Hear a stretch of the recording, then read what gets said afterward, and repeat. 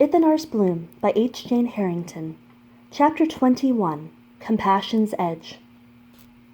It's fine to piss on your enemy's grave. At least you're watering the flowers. Master Kezias. Skilio skid to a halt as he rounded the skiff. Kira almost tasted the back of his shirt, but her arm broke the impact. She peered around Skilio's shoulder and joined him in a goggery. The cloaker that had bypassed earlier was dancing his blade against Vaughn's. Much to Kira's surprise, Vaughn's clunky defense was actually effective. His back and arm were trailed with a few thin crimson lines, but he wasn't dead. Skilio made no move to aid. He just stood there, grinning like an idiot. When Kira tried to sidle past, he held her back. She snarled a choked curse at the fop, but he shook his head and nodded toward the fighters. "Let this be his victory," Skilio said confidently, as though he had foreseen and written the outcome with absolute certainty. "He has a dragon's eyes." She was about to shove him aside and charge to the rescue when the words hit home. He was right. There was no fear in Vaughn's eyes. Where he was outmatched in skill, Vaughn compensated in spirit. A deep wound down the mage's shoulder seeped, which meant that Vaughn was not fighting a purely defensive match. He intended to win. The keeper tried to cast a wisp, but Vaughn had a shield, flimsy though it were, in place quickly.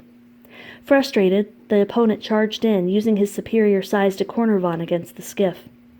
Vaughn parried, but brute strength was forcing the edge to his throat. Kira moved to act. Before she took a step, Vaughn dropped to his knees, allowing the cloaker's blade to shoot overhead, where it lodged deep into the hull of the skiff. He thrust upwards, securing his victory.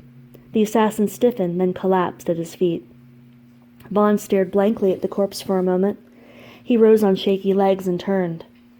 "What took you so long?" he asked weakly, yet his tone betrayed a hint of pride. Kira's cheeks reddened, but Skilio chuckled. "You were performing so well we dared not interrupt." "Oh, please, feel free to interrupt any time," Vaughn said, his pride punctuated with nervous laughter. He suddenly spied Skilio's new armguard and sword. "You took the oath," he breathed. Skilio regarded the vambrace whimsically. "My enthusiasm sometimes runs away with me. Does this mean—" "I'm afraid so," Vaughn answered. "I am the Crown Prince of Septaria. Welcome to our little court in exile." The admission did not faze Skilio in the least. "Oh, Mother never wanted me to be a bard anyway. Perhaps I can serve your Majesty as both," he offered. "Bard and guardian?" Skilio's eyes lit up. "Bardian! Sir Thomas Skilio, Royal Bardian!" He guffawed at his own ridiculous joke and slapped his knee. "Sometimes I slay myself." Kira flashed him a dark look and muttered, "Someone should." "Well, well," Skilio nudged her in the ribs cheerfully. "Aren't we quite the princely entourage?" Kira growled under her breath. "Damnation." "You're first?" Kira asked Vaughn softly. She was sitting in a velvet patch of grass under a canopy of snowing cherry trees, watching Vaughn mull over his thoughts. Skilio was sprawled out beside her. His hands were laced behind his head as he indolently watched the tiny petals drift on the breeze. It was the first time the garrulous gabber had shut his merry trap in hours, and Kira was thankful for the peace. The party had cut a hasty retreat from the battered skiff, lest any more enemies attempt confrontation, and they'd been walking aimlessly for hours. Choosing to stray from the roads, they had cut a northeasterly path, staying clear of market towns, farms, and people wherever possible. Vaughn had taken the opportunity to tell Skilio the important details of his journey and of the trials he had already faced. He made no mention of the prophecy, and Kira did not bring the subject up. Finally, Kira called them to a halt. They could not keep walking without purpose, and she was tired. They needed a plan. After sharing a light meal, Kira used her measly healing magics to mend the blisters that were already forming on their feet. Vaughn had been long quiet, obviously processing the day's events. He'd been staring forlornly at his freshly healed feet for nigh on to 10 minutes, only vaguely seeming aware. Vaughn stirred and raised his head slowly at Kira's voice, as though his neck were weighed down with a heavy blanket of guilt. "Did you say something?" "You've never killed a man before," Kira observed. "He was your first, wasn't he?" Vaughn bit his lip. "I didn't think it would affect me this much."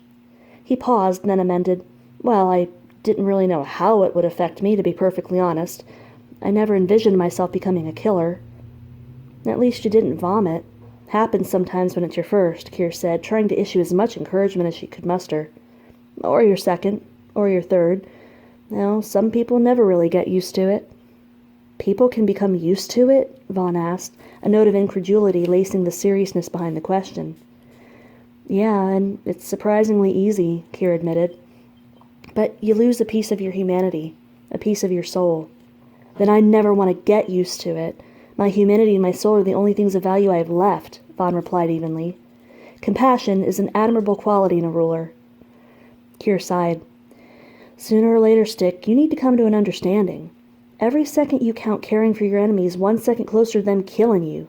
Compassion is a fine thing for random strangers, for your subjects and your family, but it's wasted on those who truly hate you. Vaughn plucked a blade of grass and rolled it absently between his fingers. I was just wondering about the man behind the mask. What was his name? Did he have a family? It's best if you don't know his name. Makes it easier somehow. Takes away a bit of his own humanity.